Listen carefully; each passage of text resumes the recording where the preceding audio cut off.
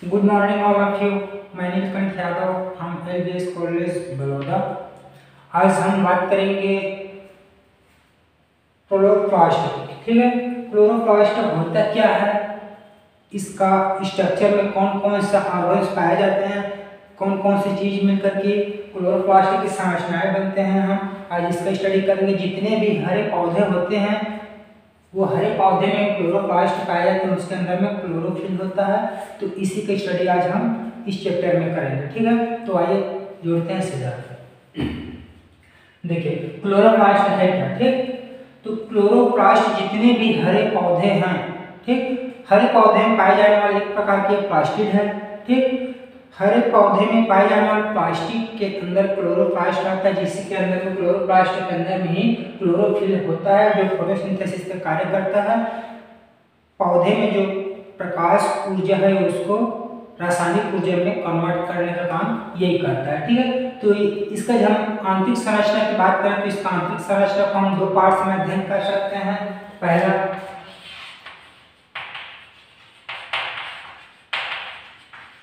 Limiting membrane और दूसरा stroma. ठीक, ये दोनों पार्ट्स के हिसाब से हम पूरे क्लोरोप्लास्ट की जो स्टडी है करेंगे। दो पार्ट्स मिलकर के क्लोरोप्लास्ट का निर्माण करते हैं। देखते हैं लिमिटिंग मेम्ब्रेन। लिमिटिंग मेम्ब्रेन कहने का मतलब है क्लोरोप्लास्ट की जो आंतरिक संरचना होते हैं वो एक विशेष आवरण द्वारा चारों तरफ से घिरे हुए होते हैं, जिसको हम लिमिटिंग मेम्ब्रेन कहते हैं। ठीक है, तो ये क्लोरोप्लास्ट की आंतरिक संरचना है। ये पारा संरचना जिसको बोलते हैं, अल्ट्रा स्ट्रक्चर जिसको बोलते हैं। ये अल्ट्रा स्ट्रक्चर में क्लोरोप्लास्ट की हम दो ही टॉपिक के अंदर में पूरे पार्ट्स का स्टडी करेंगे। तो सबसे पहले हम लिमिटिंग मेम्ब्रेन की बात करें तो लिमिटिंग मेम्ब्रेन इसमें होता क्या है, कौन सी भाग को लिमिटिंग मेम्ब्रेन कहेंगे।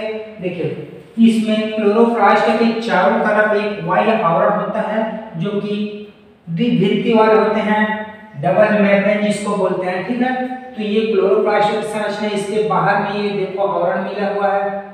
ठीक, ये डबल हेलिक्स है, द्विभित्ति वाले हैं, द्विस्तर का है ये देखो।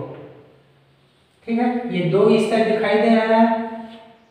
ठीक, इसीलिए इसको सीधा सीधा डबल मेम्ब्रेन बोलते हैं, जिसका मोटाई जो है 40 से 60 एंगस्ट्रॉम तक के होते हैं। ये जो आवरण है, इस आवरण दो भित्ति का बना होता है और जिसका मोटाई जो है 40 से 60 एंगस्ट्रॉम तक के होते हैं।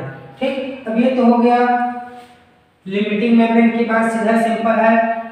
और इसमें दो भित्ति पाए जाते हैं, बोला गया है डबल लेयर का होता है। तो दोनों लेयर के बीच की दूरी जो है 25 से 75 एंगस्ट्रॉम तक के होते हैं। दोनों के बीच में कुछ दूरियां होते हैं, आपस में सटे नहीं होते हैं, बल्कि थोड़ा सा गैप रहता है। इस गैप में दोनों की बीच की दूरी जो है 25 से 75 एंगस्ट्रॉम तक के होते हैं। ठीक है, अब आते हैं सीधा सीधा मेन पॉइंट पे, स्ट्रोमा। तो लिमिटिंग मेम्ब्रेन ये बाह्य आवरण हो गए, वो लिमिटिंग मेम्ब्रेन है। इसके अंदर में पूरे भाग में, इसके अंदर के पूरे भाग में क्या पाया जाता है, स्ट्रोमा, जिसको मैट्रिक्स भी कहते हैं। मैट्रिक्स या स्ट्रोमा भरा होता है जो कि ये वाले पूरे हिस्से में है। ये जेली पदार्थ की तरह होते हैं, पारदर्शी होते हैं। पारदर्शी जेली पदार्थ पूरे पार्ट्स में भरा हुआ होता है। ठीक है, अब इस पार्ट्स में भरे होने की वजह से इसमें और बहुत सारा चीज पाया जाता है। अब इस जितने भी ऑर्गन्स पाए जाएंगे इस मैट्रिक्स के ऊपर ही पाए जाएंगे। अब इस प्लाज्मा झिल्ली या फिर लिमिटिंग मेम्ब्रेन के अंदर में पूरे पार्ट्स में मैट्रिक्स या फिर स्ट्रोमा भरा हुआ होता है जो कि प्रोटीन से बना हुआ होता है। अब ये प्रोटीन युक्त जलीय पदार्थ के अंदर में कहीं कहीं पर देखिए ऑस्मोफिलिक ड्रॉप पाया जाता है, मतलब ये वाला हिस्सा को ऑस्मोफिलिक ड्रॉप बोला गया है। ठीक, ये तो पूरे जेली पदार्थ है, पारदर्शी माध्यम में जो कि प्रोटीन का बना हुआ है। पूरे खाली जगह पे पूरे पार्ट्स आवरण है प्रोटीन युक्त से। लेकिन इसमें कहीं कहीं पे इस टाइप का संरचना वाटर ड्रॉप की तरह है, जो कि ऑस्टियोफिलिक ड्रॉप के रूप में जिसको नाम दिया गया है। अब इसी के अंदर में जो उच्च वर्गीय पौधे होते हैं, जो बड़े बड़े पेड़ होते हैं, उसकी पत्ती में जो होते हैं, उसमें इसी में बीच बीच में ग्रैना पाए जाते हैं, ग्रैना। ठीक है, ग्रैनम पाए जाते हैं। जो अब ग्रैनम होता क्या है, ग्रैनम एक गोलाकार या डिस्क नुमा संरचनाएं होते हैं, जो एक के ऊपर एक जैसे इस टाइप का दिखाई देते हैं। ग्रैना की एक सिक्के के ऊपर एक सिक्का, एक सिक्के के ऊपर एक सिक्का इस टाइप का लगा हुआ चट्टा के रूप में होता है। ठीक है, तो ग्रैना की संरचना एक डिस्क नुमा बेलनाकार गोलाकार लंबवत होते हैं, और एक के ऊपर एक सिक्का को रखने से जैसा प्रतीत होगा वैसे ये ग्रैना दिखाई देते हैं। ठीक है, और ये ग्रैना जो है बहुत सारे थाइलोकाइड से मिलकर के बना होता है। एक सिक्का के ऊपर एक सिक्का, एक सिक्के के ऊपर एक सिक्का, इस टाइप का बना होता है ग्रैना। ठीक है, तो ग्रैना की जब बात करें तो एक ग्रैना में 50 थाइलोकाइड्स होते हैं। थाइलोकाइड्स जो होते हैं 50 की संख्या में होते हैं। मतलब ये है कि एग्जाम्पल स्वरूप हम बात करें तो इसमें 50 सिक्का है। ठीक, 50 सिक्का मिल करके एक ग्रैना का निर्माण कर रहे हैं, और प्रत्येक सिक्के को हम एक थाइलोकाइड से बोल रहे हैं। ठीक, तो ये 50 थाइलोकाइड मिल करके ये ग्रैना का निर्माण किया है। ठीक, अब इसी बीच और आते हैं, ये ग्रैना होगा, ये ग्रैना होगा, ग्रैना हो गया। अब प्रत्येक ग्रैनम जो है एक नलिकाकार संरचनाओं से आपस में जुड़े होते हैं। देखो, ये ग्रैना है, ये ग्रैना है, ये ग्रैना है, ये ग्रैना है, तो ये ग्रैना इससे जुड़ा है, ये ग्रैना इससे जुड़ा है, ये ग्रैना इससे जुड़ा है। तो ये जो नलिका का संरचना है उसको मेम्ब्रेन ट्यूब के नाम से जाना गया है। ठीक है, मेम्ब्रेन ट्यूब है जो कि एक ग्रैना से दूसरा ग्रैनम तक जोड़ने का काम कर रहा है। ये मेम्ब्रेन ट्यूब का नाम दिया गया है इसको। ठीक है, अब इसी में बात करें तो हम ग्रैनम के बीच में, यदि हम ग्रैनम को और खोलेंगे, ग्रैनम के और डिटेल में इसके अंदर में जाएंगे, तो इसी के बीच बीच में क्लोरोप्लास्ट भरा रहेगा। ठीक है, ग्रैनम के बीच में ही बहुत सारा थाइलोकाइड मिलकर के ग्रैनम का निर्माण कर रहे हैं, और उसी थाइलोकाइड और ग्रैनम के मध्य में इसकी काम है। ठीक है, काम क्या करता है, क्लोरोप्लास्ट का काम क्या करता है। ठीक है, तो क्लोरोप्लास्ट हम पहले से ही जाना है कि हरे पौधे में पाए जाते हैं, उच्च वर्गीय पौधे में ग्रैनम पाए जाते हैं। ग्रैनम के अंदर में क्लोरोफिल पाया जाता है। क्लोरोफिल का काम क्या है, फोटोसिंथेसिस से जो प्रकाश ऊर्जा होता है उसको रासायनिक ऊर्जा में बदलता है। मतलब प्रकाश ऊर्जा से जो ग्लूकोज मिलता है, उसको जो प्रकाश मिलता है सूर्य प्रकाश, उसको ग्लूकोज में कन्वर्ट करता है। ग्लूकोज में कन्वर्ट करने के बाद वो अपना आंतरिक कार्य करके उसको अपना भोज्य के रूप में उपयोग करता है। ठीक है, तो अब बात करते हैं, ये तो पूरा स्ट्रक्चर हो गया। तो अब इस पूरे स्ट्रक्चर में फोटोसिंथेसिस होता कहाँ पे है, ये देख रहे हैं। ठीक है, तो फोटोसिंथेसिस दो प्रकार की हम यहाँ पे देखेंगे। ये प्रकाश अभिक्रिया,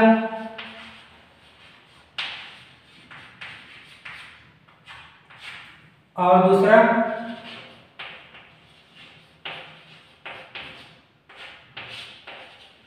अंधकार अभिक्रिया।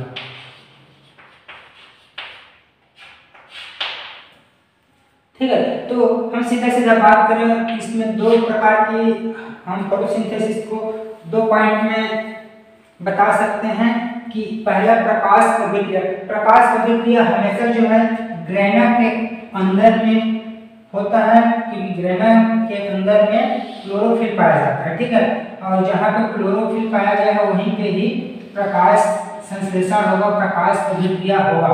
लेकिन अंधकार में फोटोसिंथेसिस होता है, इसमें अंधकार अभिक्रिया भी होता है, और ये अंधकार अभिक्रिया ग्रैनम में ना होकर के मैट्रिक्स में या स्टोमा में होता है। यहाँ पे ये देखो मैट्रिक्स या स्टोमा किसको बोला गया, सीधा देखो ये वाला मध्य वाले भाग को, ये पूरे जो जेली भाग है यहाँ पे पूरा आवरण जेली से भरा हुआ है, स्टोमा से या फिर मैट्रिक्स से जिसको बोलते हैं। यहाँ पे अंधकार हो गया होता है।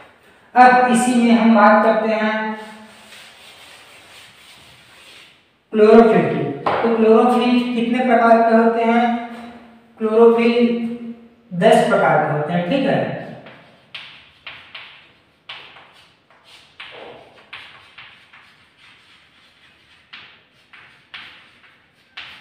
ये क्लोरोफिल हम जो पढ़ रहे हैं, ये जो ग्रेनम के अंदर में है, ये 10 प्रकार के क्लोरोफिल होते हैं। पहला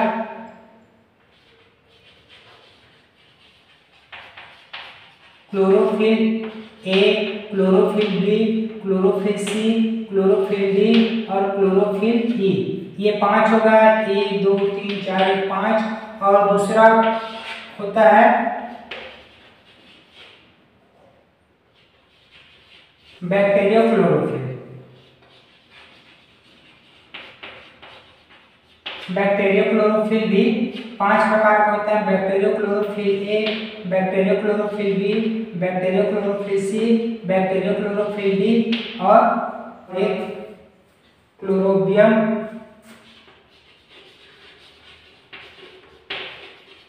क्लोरोफिल, ठीक है। तो ये क्लोरोफिल कितने प्रकार के होते हैं? ग्रेनम के बीच में क्लोरोफिल पाए जाते हैं, जो क्लोरोफिल 10 प्रकार के होते हैं, जिसमें 5 chlorophyll A B C D E होते हैं। Chlorophyll A, chlorophyll B, chlorophyll C, chlorophyll D, chlorophyll E, ये 5 हो गया। और 5 जो क्लोरोफिल होते हैं जो निम्न वर्गीय या फिर जंतु वर्गीय पौधों में पाए जाते हैं, जैसे भूरे शैवाल, नीले शैवाल, इसमें इस टाइप के bacteria chlorophyll A, bacteria chlorophyll B, bacteria chlorophyll C, bacteria chlorophyll D और ये हो गया क्लोरोबियम। ये निम्न वर्गीय या फिर जो हरे कलर के नहीं होते, कई पौधे ऐसे होते हैं जो कि हरे कलर के नहीं होते बल्कि ग्रीन कलर के बजाय भूरे रंग के होते हैं, नीले रंग के होते हैं। कई पौधे या निम्न वर्गीय समुद्री पौधे जो होते हैं उसका कलर चेंजेस होते हैं, उसमें इस टाइप का क्लोरोफिल पाया जाता है, ठीक है। और लेकिन जो उच्च वर्गीय पौधे होते हैं जिसमें पत्ती जो है हरे रंग के होते हैं, उसमें क्लोरोफिल ए बी सी में से पाए जाते हैं, ठीक है।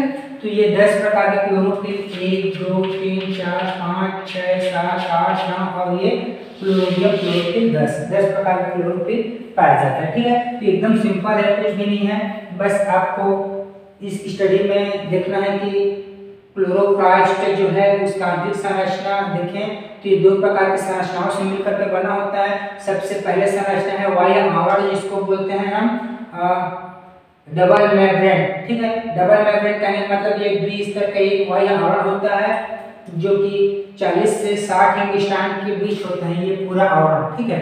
अब ये पूरे आवरण में 2 स्तर होते हैं और दोनों स्तर के बीच की दूरी 25 से 75 एंगस्ट्रॉम के बीच में होते हैं, ठीक। सीधा हम आ जाते हैं अब इसके मेन पार्ट्स में कि इसका मेन पार्ट्स जो है मैट्रिक्स या स्टोमेटा, स्टोमा से बना होता है। मैट्रिक्स या स्टोमा क्या होता है? एक प्रोटीन युक्त एक जेलीय पदार्थ होते हैं जो कि पूरे पार्ट्स में भरे होते हैं। इसी के अंदर में कहीं कहीं पे ऑस्मोफिलिक ड्रॉप पाया जाता है।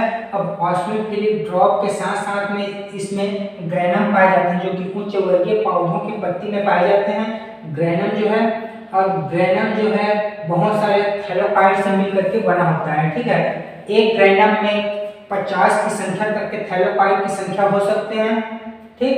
और 50 थैलोकाइड मिलकर के एक ग्रेनम बनाते हैं, ठीक। अब इसी ग्रेनम के बीच में क्लोरोफिल पाया जाता है, ठीक। इसी ग्रेनम के बीच में क्लोरोफिल पाया जाता है और प्रत्येक ग्रेनम जो है एक स्पेशल नली द्वारा मेम्ब्रेन टिप के द्वारा आपस में जुड़ा होता है।